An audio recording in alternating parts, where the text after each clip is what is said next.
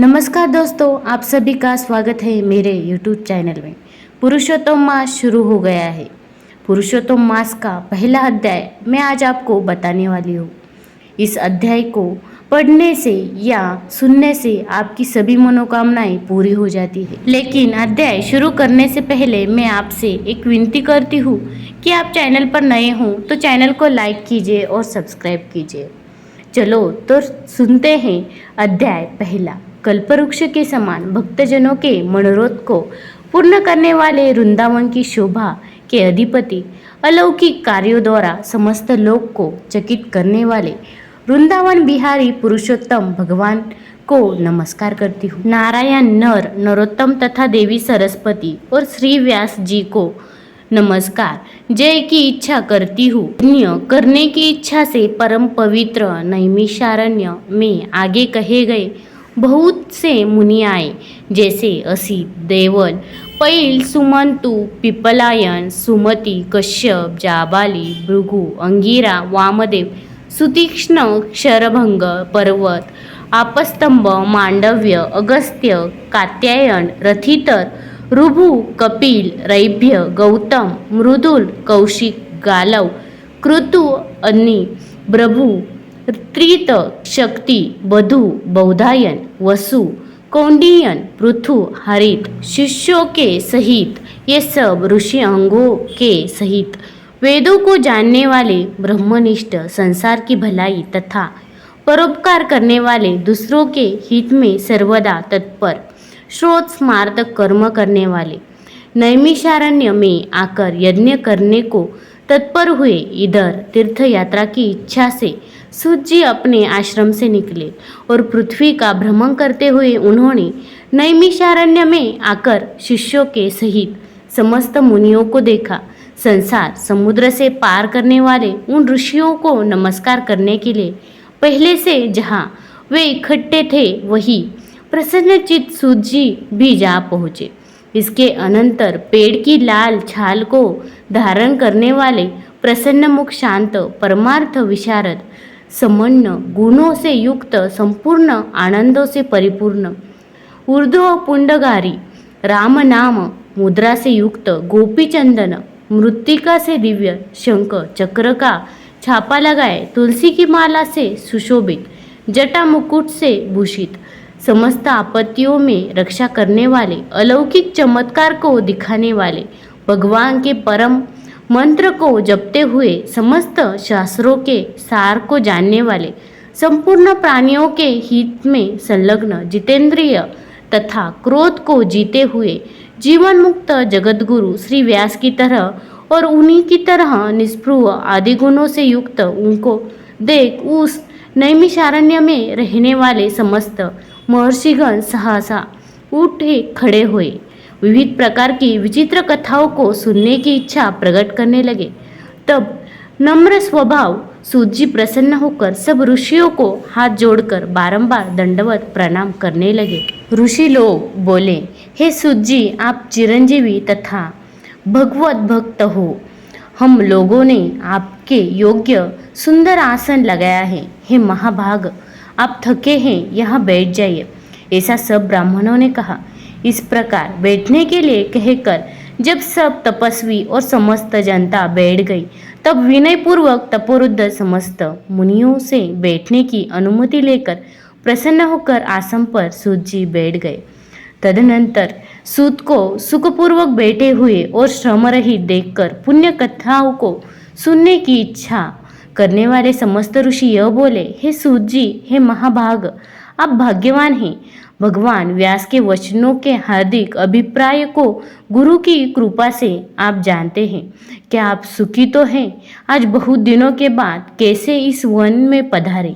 आप प्रशंसा के पात्र हैं। हे व्यास शिष्यो शिरोमणे, आप पूज्य हैं। इस असार संसार में सुनने योग्य हजारों विषय हैं, परंतु उनमें श्रेयस्कर थोड़ा सा और सारभूत जो हो वह हम लोगों से कहिए। हे महाभाग, संसार समुद्र में डूबते हुओं को पार करने वाला तथा शुभ फल देने वाला आपके मन में निश्चित विषय जो हो वही हम लोगों से कहिए। हे अज्ञान रूप अंधकार से अंधे हुओं का ज्ञान रूप चक्षु देने वाले भगवान के लीला रूपी रस से युक्त परमानंद का कारण संसार रूपी रोग को दूर करने में रसायन के समान जो कथा का सार है वह शीघ्र ही कहिए। इस प्रकार शौनकादिक ऋषियों के पूछने पर हाथ जोड़कर सूत जी बोले, हे समस्त मुनियों, मेरी कही हुई सुंदर कथा को आप लोग सुनिए। हे विप्रो, पहले मैं पुष्कर तीर्थ को गया। वहाँ स्नान करके पवित्र ऋषियों, देवताओं तथा पितरों को तर्पण आदि से तृप्त करके तब समस्त प्रतिबंधों को दूर करने वाली यमुना के तट पर गया। फिर क्रम से अन्य तीर्थों को जाकर गंगा तट पर गया। पुनः काशी आकर अनंतर गाय तीर्थ पर गया। पितरों का श्राद्ध कर तब त्रिवेणी पर गया। तदनंतर कृष्णा के बाद गंडकी में स्नान कर पुनः ऋषि के आश्रम पर गया। धेनुमती में स्नान कर फिर सरस्वती के तीर पर गया। वहाँ हे विप्रो, त्रिरात्रि उपवास कर गोदावरी गया। फिर कृतमाल, कावेरी, निर्विनद्या, ताम्रपर्णिका, तापी, वैहासी, नंदा, नर्मदा, शर्मदा नदियों पर गया। पुनः चर्मवती में स्नान कर पीछे सेतुबंध रामेश्वर पहुंचा। तदनंतर नारायण का दर्शन करने के हेतु बद्री वन गया। तब नारायण का दर्शन कर वहाँ तपस्वियों को अभिनंदन कर पुनः नारायण को नमस्कार कर और उनकी स्तुति कर सिद्ध क्षेत्र पहुँचा। इस प्रकार बहुत से तीर्थों में घूमता हुआ कुरु देश तथा जंगल देश में घूमता घूमता फिर हस्तिनापुर में गया। हे द्विजो, वहाँ यह सुना कि राजा परीक्षित राज्य को त्याग बहुत ऋषियों के साथ परम पुण्यप्रद गंगा तीर गए हैं और उस गंगा तट पर बहुत से सिद्ध सिद्धि है भूषण जिनका ऐसे योगी लोग और देवर्षि वहाँ पर आए हैं। उसमें कोई निराहार, कोई वायु भक्षण कर, कोई जल पीकर, कोई पत्ते खाकर, कोई श्वास ही को आहार कर, कोई फलाहार कर और कोई फेन का आहार कर रहते हैं। हे द्विजो, उस समाज में कुछ पूछने की इच्छा से हम भी गए।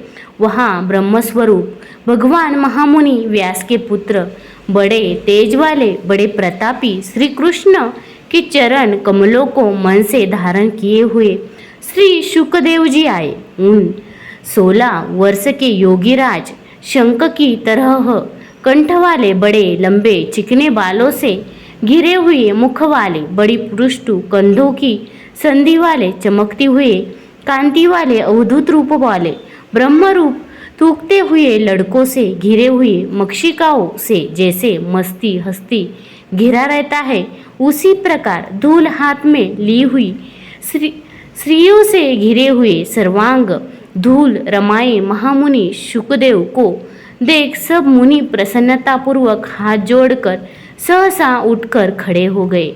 इस प्रकार महामुनियों द्वारा सत्कृत भगवान शुक को देखकर पश्चाताप करती हुई स्त्रियां और 7 के बालक जो उनका चिढ़ा रहे थे दूर ही खड़े रह गए और भगवान शुक को प्रणाम करके अपने अपने घरों की ओर चले गए। इधर मुनि लोगों ने शुकदेव के लिए बड़ा ऊंचा और उत्तम आसन बिछाया।